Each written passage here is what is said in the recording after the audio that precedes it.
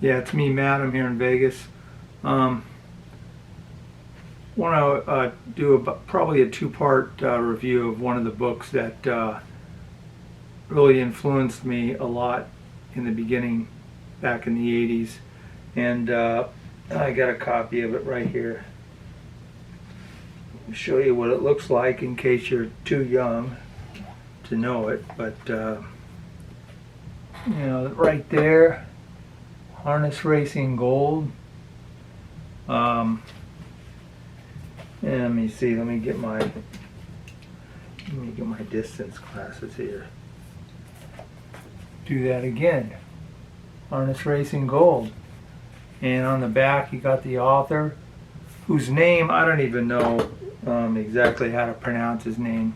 First name is Igor, and his last name Kusyszyn.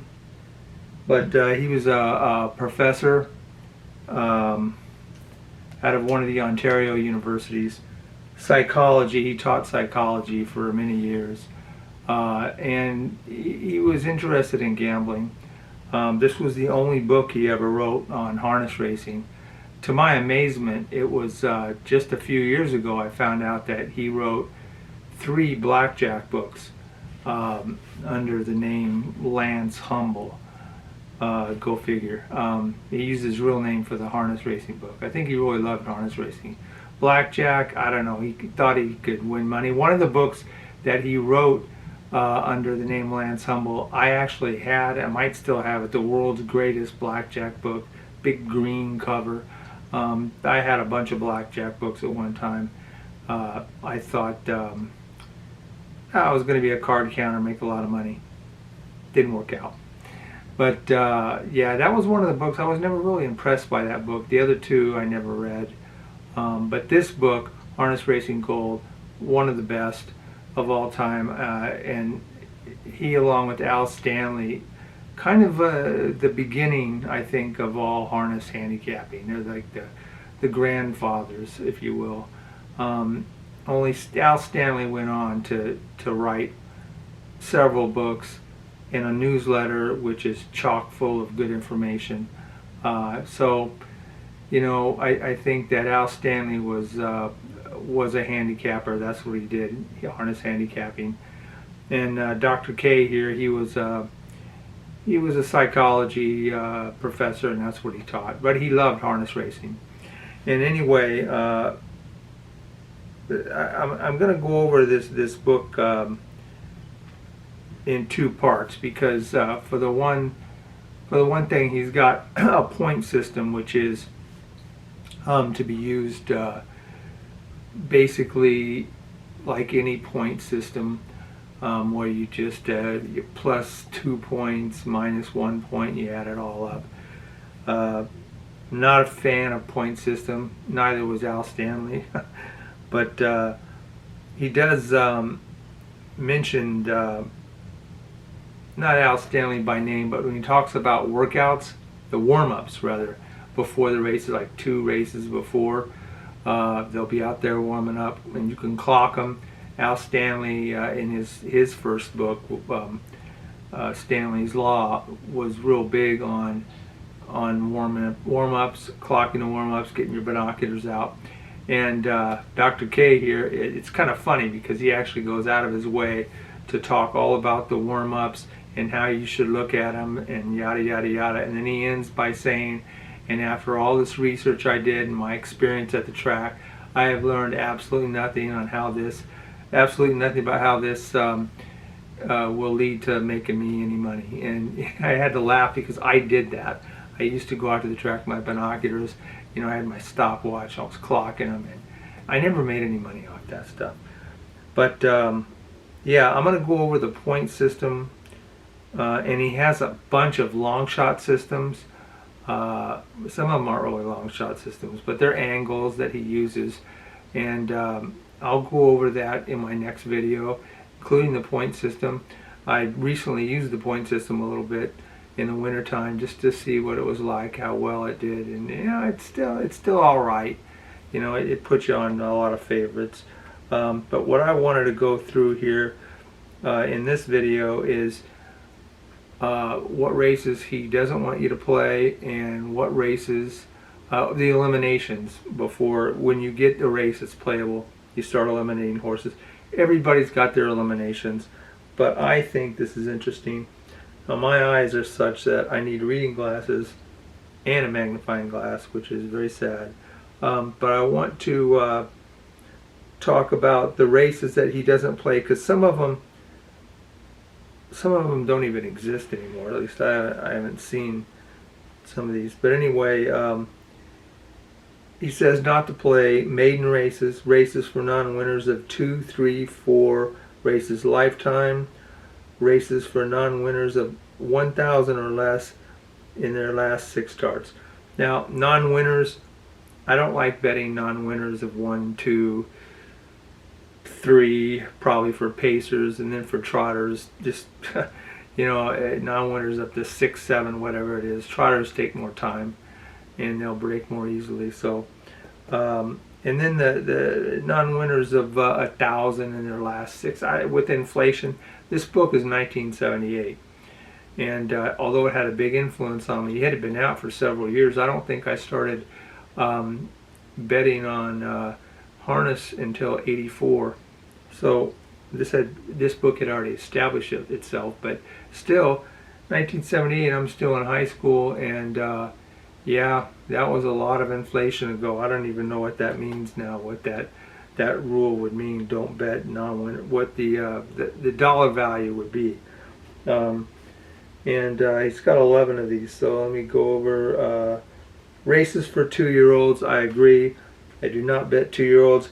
I don't like betting 3-year-olds until halfway through the year, like right about now, because this is June 2nd I'm making this video. I'm just now looking at 3-year-olds, because before that you don't have 2-year-old races. So to me, the 3-year-olds are still 2-year-olds. They're not, 3-year-olds aren't really 3-year-olds until the 2-year-olds start racing, and I haven't even seen any 2-year-old races yet, so I shouldn't even be betting the 3-year-olds. But yeah, I agree with that. And then he says races whose purses are lower than the purses of any of the above types of races. Well, I don't know what that would be. Maybe a claiming race. But basically, you got to be careful. I don't like betting on the lowest. Well, never mind the non-winner stuff. But usually the claimers, 5,000, 7,500, whatever track you're at, they can get pretty cheap, and they're inconsistent. So I don't like betting those either. So I get the concept. You're not supposed to be betting futurity races. I don't know. This is a quarter horse book. I don't get that. What's a futurity race? I guess a sire stakes would they be kind of what he's talking about. I don't know. The futurity races are races, I know, in quarter horse races, owners put money into, they make payments towards a particular race, and all that money, most of it at least, goes to the final futurity stakes race. Preferred races, invitational races, open, free-for-all, and junior free-for-all races. Now, all he's saying here is the top classes at your track, and not necessarily the top. You could have invitation and below that preferred or opens. But I don't know if that's a good rule or not for most people who handicap. I don't do well with the top horses. I haven't. Well, there was a time when if you just at one track, when I was just betting one track all the time, I was really used to looking at those horses and knowing who's who, and they just take turns beating each other. Sometimes you have one horse that dominates, but even then you get an idea of when he's susceptible to losing. But that's really getting into the nitty-gritty of a particular track and the horse population at that track. So as far as when I bet a lot of tracks, I usually pass, just like Dr. K says. And then stakes races, he throws that in there, but that could be futurity. And then here's what I don't agree with, is trotters. Don't bet trotters, period. And I know some people say that, And generally speaking, it's a good idea if you're new. But I found that the older trotters, not non-winners, but conditioned trotters, claiming trotters, that they're pretty predictable. They're dependable, and they occasionally break, but not often. And when they do, they almost know to get out of everybody's way. They've just been around long enough. And then lastly, he says claiming races where the horse can be claimed for 5,000 or less. Now, I could almost agree with that, but with inflation and everything, I don't know. And 5,000, they still have 5,000 races. They have 75. What was it? Sometimes there's $7,500 or $8,000 races that are a little bit too cheap for me. Sometimes I'll bet them, but not often. On the whole, they're pretty good. Avoid these risky bets, or risky races, I should say. And then I just wanted to say his elimination rules. We all got them. Every book seems to have them. This is one of the fundamental books ever written about harness racing. So I'll give you his 11 eliminations. You probably agree with most of them. Eliminated a horse with fewer than 1 in 8 wins. You see this with a lot of books. They'll say 1 in 8, 1 in that was just 12.5%. Some people say 10%. But I got a problem with that because sometimes a horse is just in condition. He's placed perfectly, good post position, good driver, and he's not even the favorite. But he's 1 for 41, but he's ready to win today. And you know, I make exceptions for something like that. I'm not going to eliminate a horse for something like that. He did. It's not the worst rule. Eliminate a horse who is not raced in 21 or more days. Yeah, okay.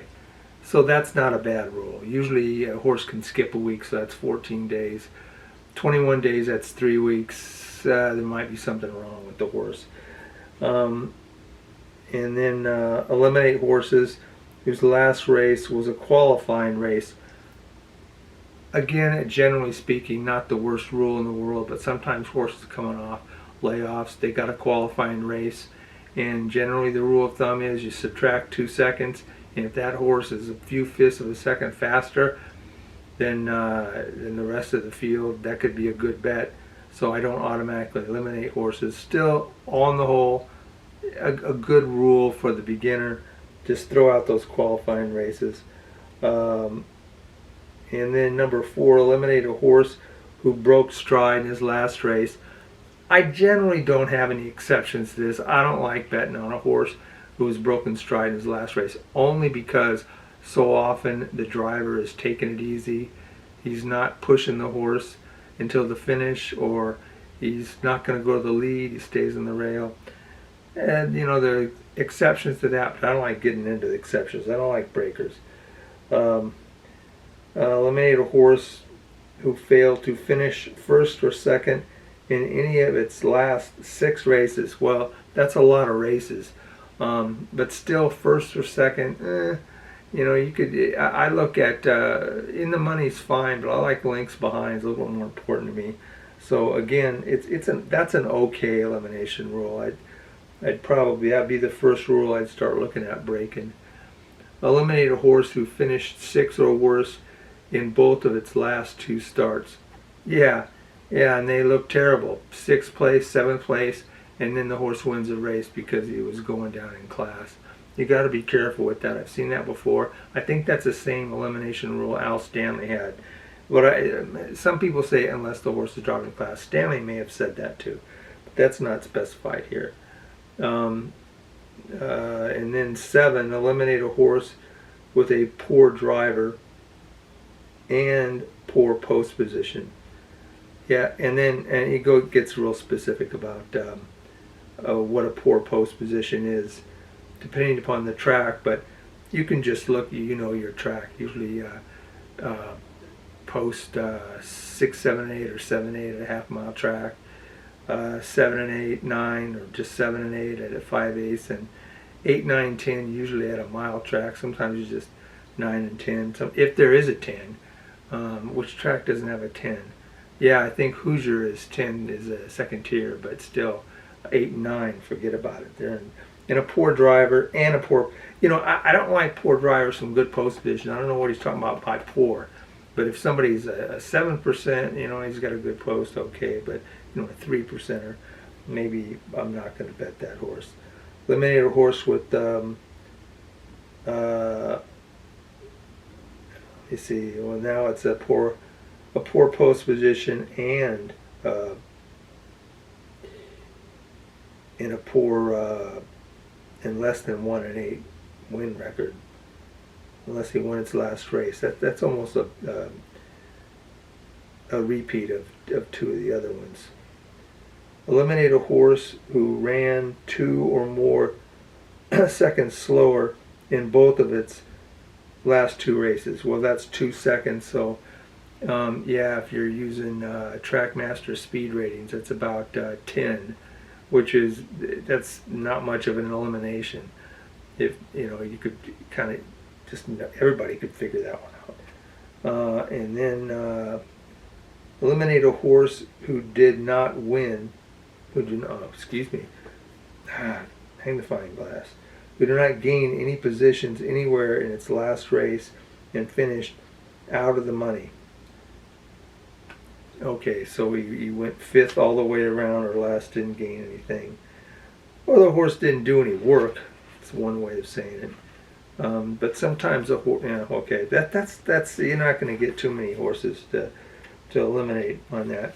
So this book goes on to be pretty good, but I can tell you right now the eliminations are real weak. It's real basic stuff.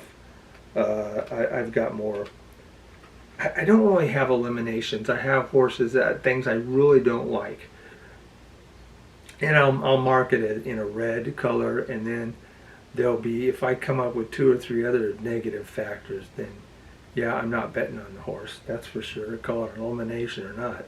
I came across a horse the other day that had everything going for him, except for his last race was his lifetime best. And that's okay if you're 3, maybe even 4. This horse was a 5-year-old, I believe. And it's like, well, lifetime best. Sometimes they could win, but they're not gonna pace as fast. And I went ahead and bet the horse anyway, and he came in 2nd. So maybe I should have eliminated the horse. But anyway, those are the eliminations and races that you shouldn't bet. And I'm going to go over in my next video, and I'm going to explain. He goes over what he calls statistics. He's got numbers here. Not a lot, 100 to 300 type of sample size. What he calls good bets, bad bets. And then he has his long shots. He calls long shots angles.